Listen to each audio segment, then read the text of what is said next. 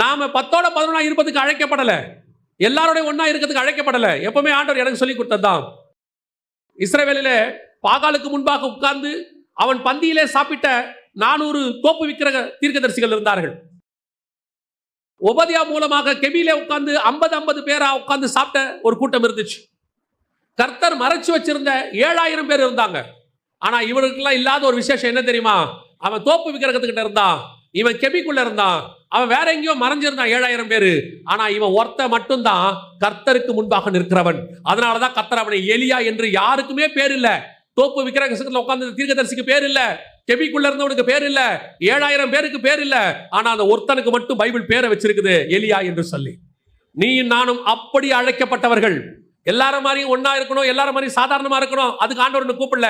உனக்கென்ற ஒரு தரிசனம், உனக்கென்ற ஒரு வெளிப்பாடு, உனக்கென்று ஆவிக்குரிய வாழ்க்கையில ஒரு பங்கை கர்த்தர் வச்சிருக்கிறாரு. நம்ம அத்தனை பேருக்கும் நெகேமியா அலங்கத்தை கட்டும் போது எவ்வளவு பேர் இஸ்ரவேலுக்குள்ள இருந்தாலும் சரி, எல்லாருக்கும் ஒரு பங்கை பிரிச்சு கொடுத்தா. எல்லாரும் அலங்கத்தை கட்டுங்க, அத்தனை பேர், அது சின்னது கட்டுறமோ பெருசு கட்டுறமோ, எல்லாரும் கட்டி முடிக்கும் போது தேவனுடைய அலங்கம் ரெடியாகி இருந்தது.